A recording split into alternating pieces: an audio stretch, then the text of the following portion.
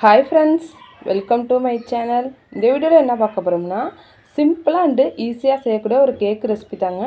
அது வெறும் 3 பொருளை வச்சு ஈஸியாக செய்யக்கூடிய ஒரு கேக் ரெசிபி தான் நம்ம அந்த வீடியோவில் பார்க்க போகிறோம். இப்போ வாங்க வீடியோக்குள்ளே போகலாம். வீடியோக்குள்ளே போகிறதுக்கு முன்னாடி மறக்காமல் நம்ம சேனலை சப்ஸ்கிரைப் பண்ணுங்கள். பக்கத்தில் இருக்க பெல் பட்டனை கிளிக் பண்ணுங்கள். அப்போ தான் நாங்கள் போடுற வீடியோஸ் தொடர்ந்து உங்களுக்கு நோட்டிஃபிகேஷன் வரும். வாங்க வீடியோக்குள்ளே போகலாம். முதல்ல இந்த கேக் செய்கிறதுக்கு நான் ஒரு இட்லி பாத்திரத்தை ஃப்ரீ ஹீட் பண்ணிக்க போகிறேன். இன்றைக்கி நான் இட்லி பாத்திரத்தில் தான் கேக் வேக வைக்க போகிறேன். அதுக்குள்ளே இதுமாரி ஒரு ஸ்டாண்டு வச்சுக்கிறேன். உங்கள்கிட்ட ஸ்டாண்டு இல்லைன்னா இதுமாரி ஒரு பிளேட் குப்பரை கவுத்து போட்டு மூடி போட்டு சிம்மிலே வச்சு ஒரு 10 நிமிஷம் ஃப்ரீ ஹீட் பண்ணிக்கலாம். இது அப்படியே ஃப்ரீ ஹீட் ஆகட்டும். அடுத்தது இன்றைக்கி இதுமாரி நான் ஒரு பாத்திரத்தில் தான் கேக் வேக வைக்க போகிறேன். அது இதுமாதிரி கீழே அடியில் ஃப்ளாட்டாக இருக்க மாதிரி பார்த்துக்கோங்க, இந்த ஒரு பூ டிசைனும் இல்லாமல். உங்களுக்கு இது மாதிரி பாத்திரம்னா டிஃபன் பாக்ஸ் கூட யூஸ் பண்ணிக்கலாம். இப்போ இதில் ஃபுல்லாக நான் ஆயில் அப்ளை பண்ணிக்கிறேன். நீங்கள் இதுக்கு பதிலாக நெய் இல்லைன்னா பட்டர் அப்ளை பண்ணலாம், இல்லைன்னா பட்டர் ஷீட் இருந்தால் கூட போட்டுக்கலாம். இப்போ சைடில் அடியில் எல்லாமே நல்லா அப்ளை பண்ணிக்கிட்டேன். இது அப்படியே இருக்கட்டும். இப்போ இந்த கேக்கு செய்கிறதுக்கு நான் ஹாப்பி பிஸ்கட் தாங்க எடுத்திருக்கேன். இன்றைக்கி நான் பிஸ்கட் கேக் தான் செய்ய போகிறேன். இது 10 ரூபா பிஸ்கட் நான் 3 எடுத்திருக்கேன். நீங்கள் ஹாப்பி பிஸ்கட் இல்லாமல் நீ வேறு எந்த க்ரீம் பிஸ்கட் வேணாலும் எடுத்துக்கலாம். இப்போ பிஸ்கட் எல்லாத்தையுமே பிரித்து இதுமாரி உடச்சிட்டு ஒரு மிக்ஸி சாரில் சேர்த்துக்கலாம். ஒரு 2-3 நல்லா உடச்சிட்டு சேர்த்துக்கோங்க. இப்போ பாருங்கள், எல்லா பிஸ்கட்டுமே உடச்சிட்டு சேர்த்துக்கிட்டேன். இப்போ இது கூடவே ஒரு 1/4 கப்பு கொஞ்சம் கம்மியாக நான் ஜீனி சேர்த்துக்கிறேன். ஒரு 3 ஸ்பூன் இருக்கும். பிஸ்கட்டில் இனிப்பு இருக்கும், பார்த்துட்டு சேர்த்துக்கோங்க. இப்போ மூடி போட்டு இதை அரைச்சிட்டு வந்துடலாம். பாருங்கள், இதுமாரி பவுட்ரு மாதிரி அரைச்சிட்டு வந்துட்டேன். இப்போ இதை ஒரு மிக்சிங் பவுலுக்கு மாற்றிக்கிறேன். இப்போ எல்லாம் மாற்றியாச்சுங்க. இப்போ இதில் காய்ச்சி ஆற வச்ச பால் கொஞ்சம் கொஞ்சமாக சேர்த்து இதை இப்போ நம்ம கலந்துக்க போகிறோம். எடுத்தடியோட நிறையா சேர்த்துடாதீங்க. இதுமாரி கொஞ்சம் கொஞ்சமாக சேர்த்து நல்லா கலந்து விடுங்க. கட்டிகள் எதுவுமே இருக்கக்கூடாது. உங்களுக்கு திக்காக இருந்துச்சுன்னா கொஞ்சம் கொஞ்சமாக பால் சேர்த்து நல்லா கலந்து விட்டுக்கோங்க.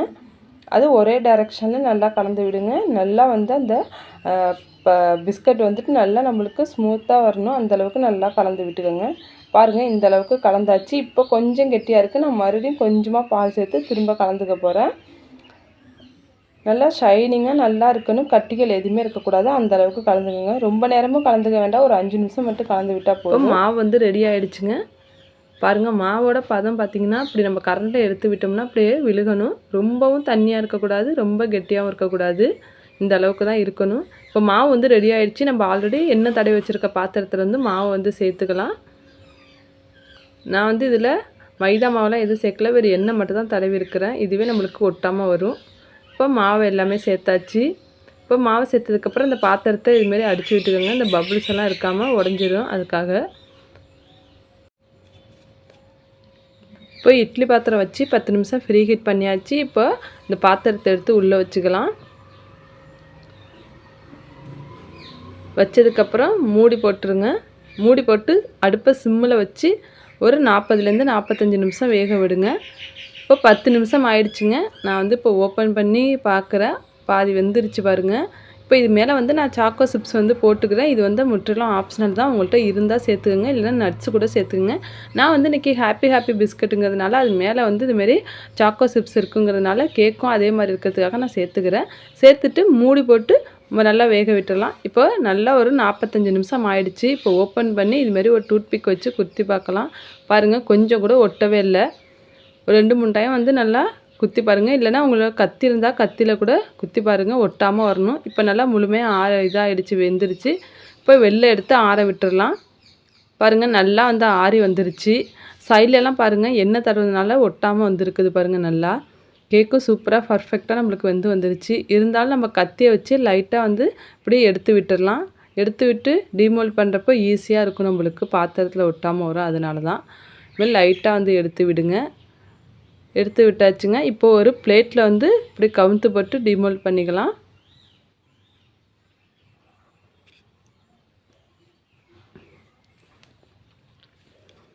இப்போ லைட்டாக அப்படி தட்டுங்க. தட்டிட்டு எடுத்திங்கனாலே சூப்பராக வரும்.